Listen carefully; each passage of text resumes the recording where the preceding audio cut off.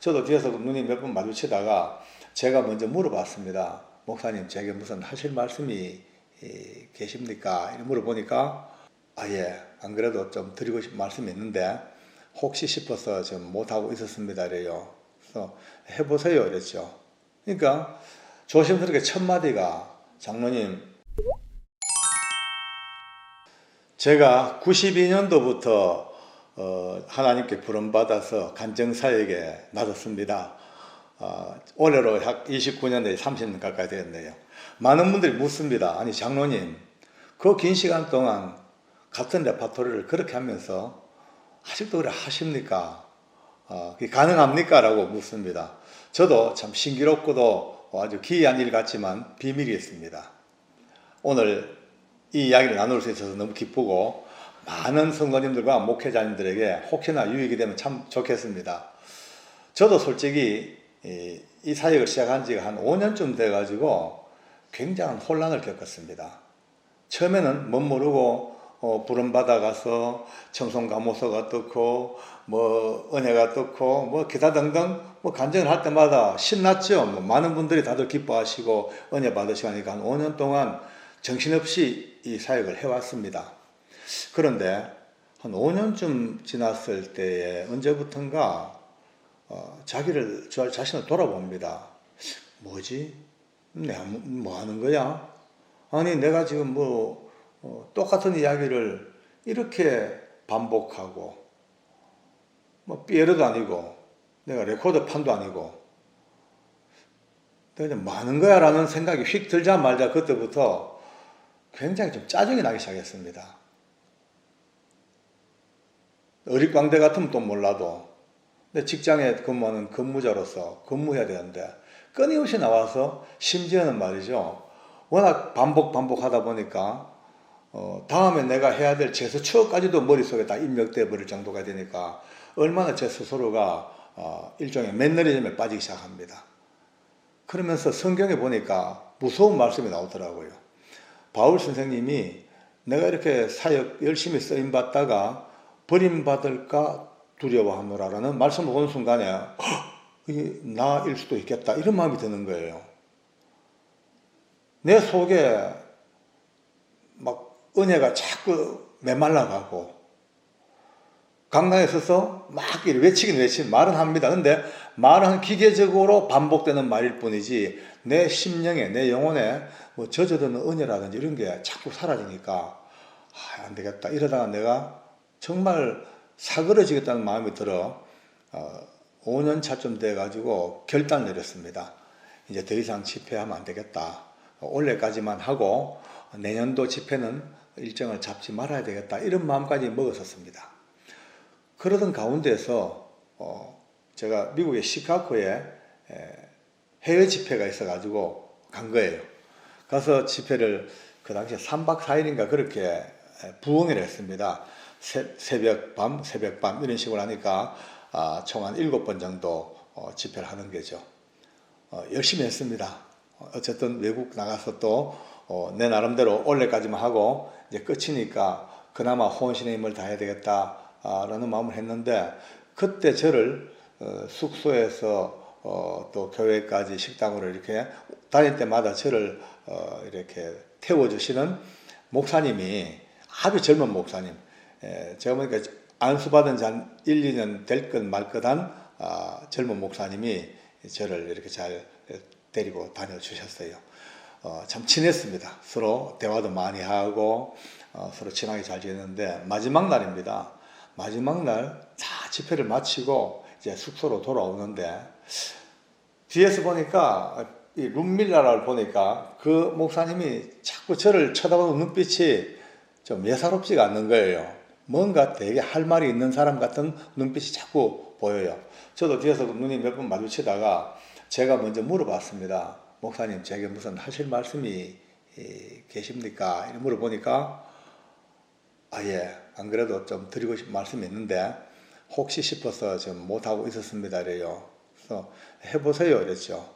그러니까 조심스럽게 첫 마디가, 장로님, 그동안 나흘 동안 은혜를 많이 받았습니다. 참 은혜 받았는데 한 가지 아쉽고 안타까운 것은 장로님의 그 아름다운 간증이 멀지 않아 소멸되어져 버리고 이제 이 땅에서 사라질 걸 생각하니까 마음이 아픕니다. 이런 얘기를 해요.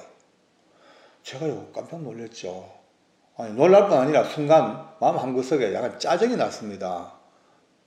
아니, 아무리 그래도 내가 강사인데 부흥의 강사한테 뭐 그 간증이 뭐 사그러지니 뭐 황폐하더니 이런 소리를 하다니 좀 건방스럽고 무례하다 싶은 생각이 불끈 올라오는 거예요. 저도 기질이 좀 급하거든요. 그래서 불끈 올라오는데 문득 내 마음속에 아니야, 저분이 참 예의 바르고 아주 겸손하고 괜찮은 목사님으로 내가 알아왔는데 저런 목사님이 나이도 많은 나한테 저렇게 무례한 말을 던질 때는 뭔가 답을 가지고 있지 않으면 답을 가지고 있지 않을까 이런 마음이 드는 거예요. 답이 있으니까 그런 얘기하지. 답 없이 그런 얘기를 던질 리가 있냐? 그러니까 내 마음속에 짜증나는 내 육신의 법과 성령의 법이 딱 순간 부딪힌 것 같아. 근데 성령님이 이기셨어요. 내 마음에 그래, 그렇다면 들어보자.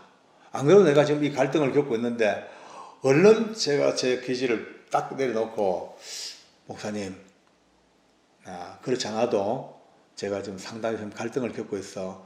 올해까지만 집회를 하고 내년부터 이제 안 하기로 마음먹고 있던 차인데 무슨 방법이 있습니까? 라고 조심스럽게 물었습니다.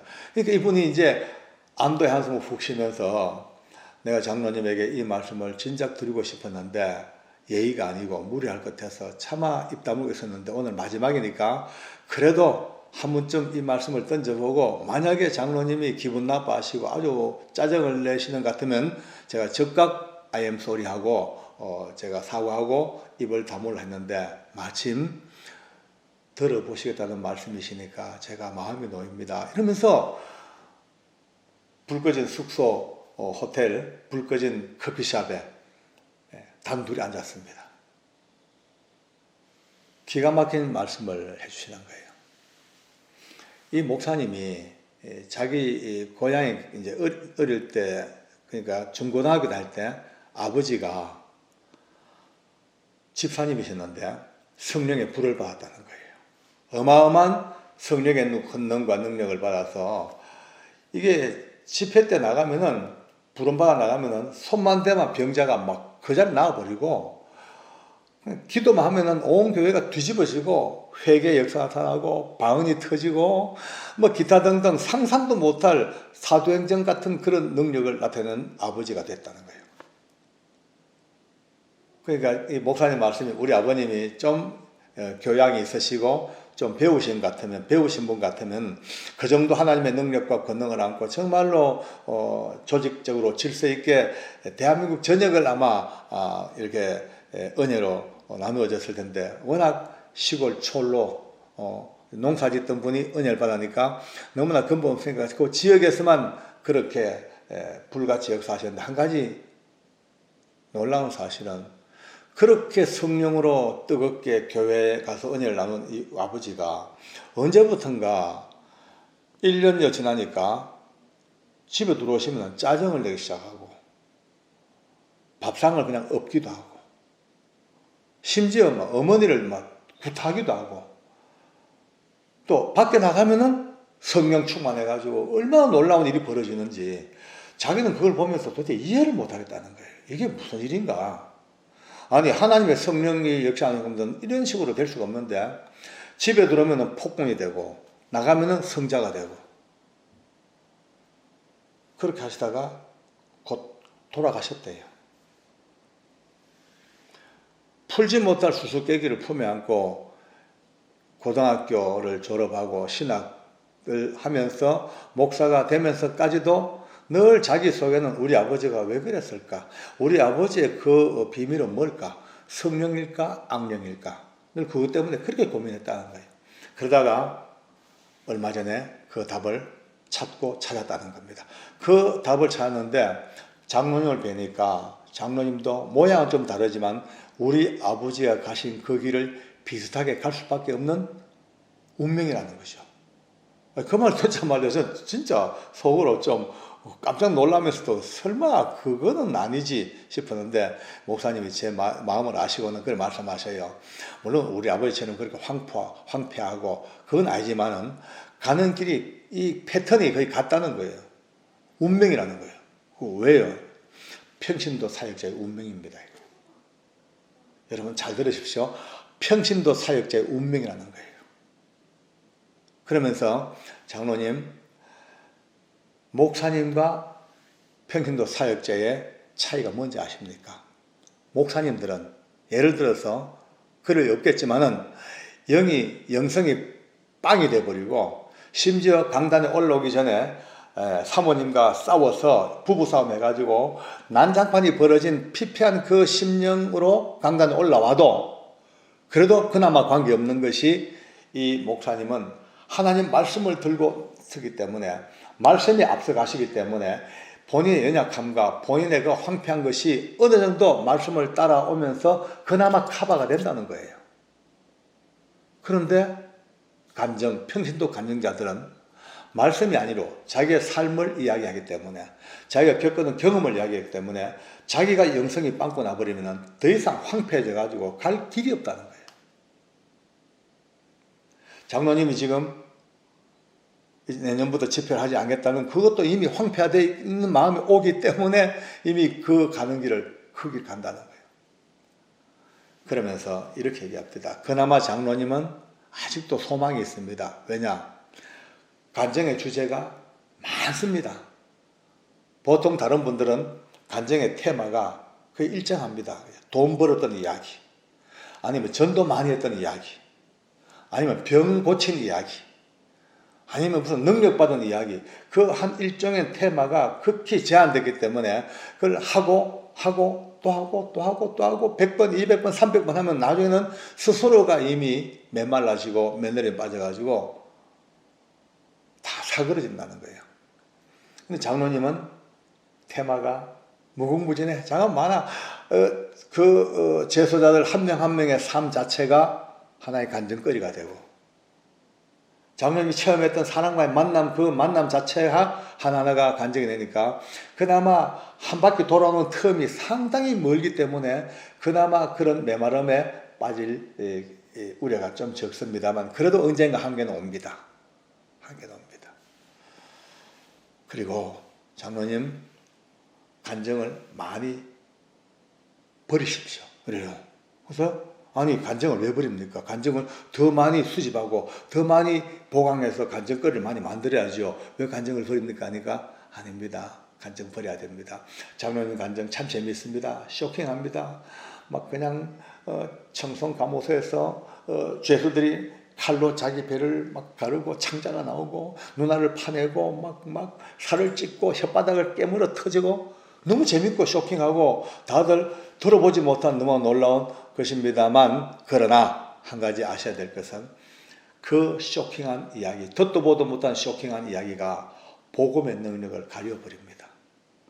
장로님 간증을 생각할 때마다 많은 분들이 장로님 안에 역사하시는 하나님의 은혜, 복음의 놀라운 변화, 죄술의 변화, 그 아름다운 하나님의 이야기가 배 가르고 눈 파내고 혓바닥 깨물고 그 막 징그러울 정도로 쇼킹한 그게 너무 강하게 남아있어 가지고 복음과 대비할 때 복음을 덮어버리는, 그렇기 때문에 장로님의 간증 속에서 하나님의 은혜, 복음의 역사, 구원의 은혜, 새롭게 하는 은혜, 그 간증들, 아름다운 간증들만 잘 추려서 그것을 장로님의 이제 역량입니다. 하나님 말씀과 엮으십시오.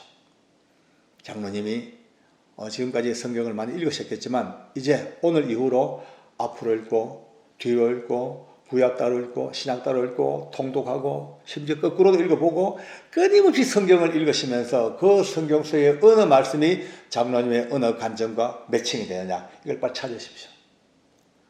하나님 말씀과 연결고리가 맺혀지지 않은 간증은 필연적으로 우리 아버지처럼 메말라 버립니다. 그러나 장로님 예컨대 호생 이야기, 그 엄청난 영적인 세계는 딱 그냥 에베소 말씀과 엮어서 우리의 실험은 혈과 육을 상대하는 것이 아니고 정사와 군사와 이 어둠의 세상 주관자들과 하늘의 악한 영들의 영적 전쟁이라, 이 말씀과 이 영적 간증을 딱 묶어버리면은 세상 누구도 뗄 수 없는 하나님의 말씀의 능력이 간증 속에 계속해서 유입되기 시작합니다.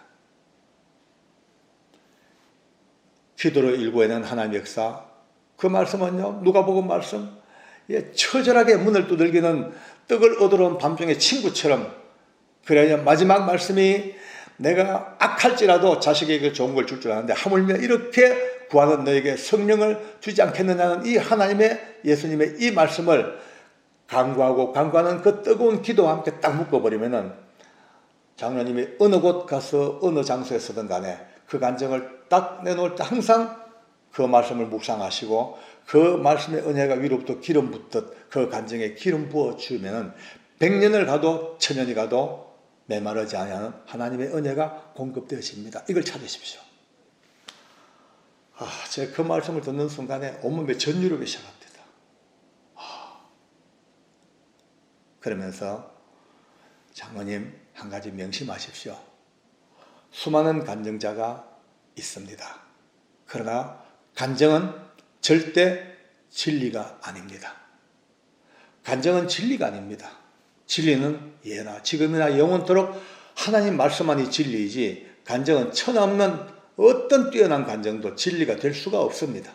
한 사람의 개인의 이야기입니다. 그의 삶의 고백입니다. 그런데 많은 분들이 이 간증을 자기가 겪은 간증을 진리인 것처럼 착각해버리고 또 이것을 듣는 많은 성도들도 진리인 것처럼 표준처럼 그거를 FM처럼 받아들이면 그때부터 혼란이 생깁니다. 말씀은 하나이시고 말씀은 영원하시고 말씀은 천하 모든 만민에게 동일하게 역사하는 하나님의 진리이지만 간증은 각자가 개인적으로 체험할 수 있는 개인의 이야기이기 때문에 항상 참고사항이지 진리가 될 수가 없습니다. 장로님 명심하십시오. 제가 또 이제 그때부터 자리에 앉아있지만 무릎이 꿇어지는 거예요. 느낌이. 장로님, 간증은 장로님이 아무리 열심히 간증을 하셔도 간증은 사람의 생각이나 마음이나 의식 속에는 들어갈 수 있습니다. 그러나 간증은 결단코 영은 건드리지 못합니다.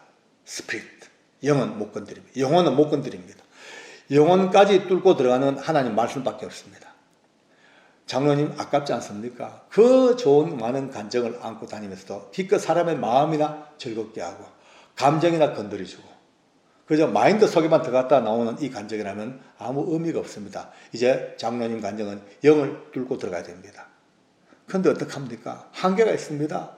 영은 말씀밖에 못 뚫습니다. 장로님은 못 뚫습니다. 간증으로는. 그럼 장로님이 그 영을 뚫겠다고 설교한다? 장로님이 만약에 설교하는 순간 장로님의 생명은 끝입니다. 평생을 두고 강단에서 장로님으로 부름받은 그 한도 내에서는 결코 설교하면 안 됩니다. 장로님을 부르신 부름이 교도소 이야기, 수많은 죄수들의 이야기, 고통받은 아픔의 평신도 이야기를 듣고 싶어 하는데 장로님이 강단에서 설교해버리면 그때부터 아무도 들으려고 그러지 않습니다. 설교 잘하는 분은 천지에 많습니다. 여기에 장로님의 딜레마가 있고 여기에 장로님의 그 딜레마를 푸는 순간 장로님이 받는 메리트가 있습니다. 절대 말씀 외에는 뚫고 못 들어가지만 장로님은 아까 말씀했다시피 늘 묵상하면서 에베소 말씀, 누가복음 말씀, 여호수아 말씀 모든 간증과 연결된 그 기가 막힌 하나님 말씀을 항상 묵상하고 가슴에 담고 있다가 이제 어느 시점쯤 되어서 성도들도 목사님도 눈치 못할 상황에서 슬쩍 흘러가는 이야기처럼 이 말씀을 풀어서 그냥 슬쩍 흘러가 눈치 못 채게 설교하는 눈치를 못 채게 순간적으로 0.5초 만에 드르륵 하고 모든 성도의 마음을 영혼을 뚫으십시오. 말씀으로 툭 뚫어놓고 2분 3분 이상 말씀에 머물러 있으면 안 됩니다.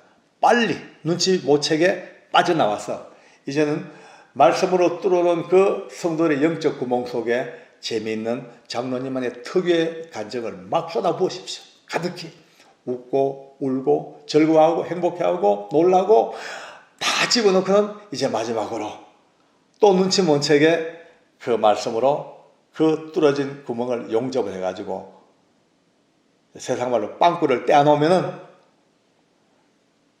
다른 감정들은 그냥 듣고 잊어버리고 기억에서 사라져버리지만 장로님의 간증은 이 시스템을 따라간다면 하나님 말씀으로 눈치 못 채게 뚫어놓은 그 영적인 세계 속에 간증을 집어넣고 다시 말씀으로 그 구멍을 메워놓으면 이제 사람의 기억은 잊어버릴지라도 말씀은 살아계셔. 언젠가 어느 성도가 성경 읽다가 에베소 말씀 읽다가 이 말씀이 딱 나오는 순간 바로 말씀과 그 심령 깊이 영혼 깊이에 들어가 다 막아놓았던 그 보관된 간증이 딱 연결돼서 또 다시 새로운 삶의 희망을 얻고 소망을 가지고 결단하는 바로 장로님이 5년 전 했던 간증이라 할지라도 그 누군가의 심령 속에는 말씀이 오늘 딱 주어지는 순간 말씀과 함께 바로 오늘 이루어지는 오늘의 간증이 계속되어지는 이 시스템을 장로님이 찾으십시오.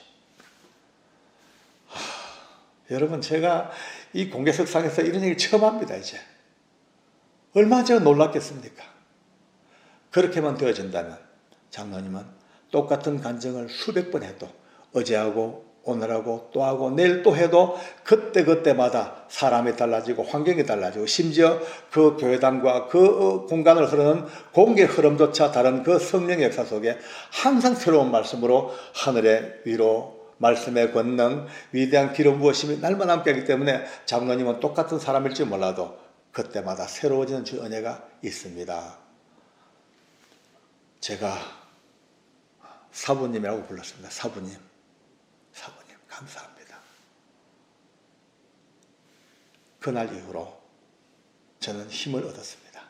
다시 말씀을 보고 다시 기도하고 그때마다 눈물이 나는 거예요. 내 이 간증이 내 이렇게 했던 이 간증이 호세의 간증이 영호의 간증이 종아의 간증이 태호의 간증이 이 간증이 전부 이 말씀과 연결됐구나. 이 말씀이었구나. 이 말씀이 계셔서 이런 일이 벌어졌구나. 그러니까 지금까지는 어떤 현상을 보고 말씀을 찾았지만 그게 아니고 말씀 안에서 역사하신 말씀의 능력이 만들어낸 말씀이 빚어낸 우리의 삶의 이야기 그게 눈이 뜨자마자 제 인생이 달라졌고 제 사역의 역사가 달라져 30년 세월 동안 줄기차게 달려와도 절대 메마르지 아니하고 오늘도 더 기쁘고 더 감사한 것은 오늘 이 순간도 하나님의 말씀의 능력이 눈에 보이지 않는 영적 세계를 통하여 제 속에 기름 부으심으로 하늘의 능력과 권능으로 계속 부어주시니까 오늘도 감사하게 이 사역을 감당하고 있습니다.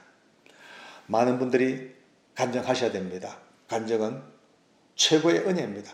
성경 이야기가 거의 대부분이 간증입니다. 바울 말씀에 내가 어디서 뭘 했는데 내가 두드려 맞았는데 내가 어디서 광주를 타고 내려왔는데 모두가 다 겪었던 이야기의 간증들입니다.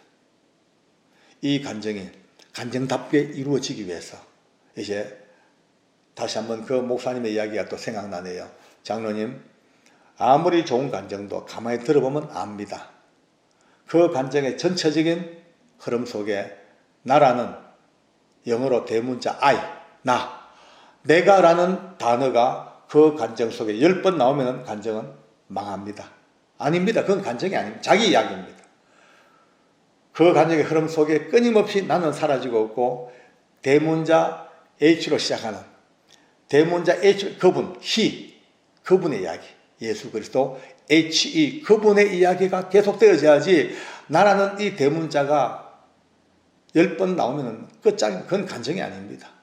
명심하십시오. 항상 그분을 높이고 장로님은 뒤로 물러서서 객관적인 증인으로서 그분의 이야기만 높이고 그분의 이야기로 그분이 행하시는 놀라운 변화 그분 때문에 바뀌어지는 작은 대문자 그들 히 대문자 큰 히와 작은 대문자 히의 히와 히의 연결 그 고리를 찾아가면서 장로님 항상 순례자처럼 그 길을 따라가십시오. 많은 분들이 제 이야기를 가슴에 담으시고 앞으로 수많은 간증거리를 안고 간증길에 나서야 될 분들이 계십니다. 오늘 이 말씀을 혹시 가슴에 담고 또 수많은 분들 지도자들은 또 이 말씀을 또 그분처럼 또 성도들이 가르쳐주고 그래야 해서 우리나라가 이제 간증 때문에 겪었던 폐해보다 간증 때문에 얻는 유익이 더 큰 나라, 큰 하나님의 나라가 될 수 있도록 저는 꼭 바라겠습니다. 오늘도 여러분들과 함께 긴 시간 동안 이야기 나누어서 너무 행복했습니다. 또 다음에 또 만나겠습니다. 감사합니다.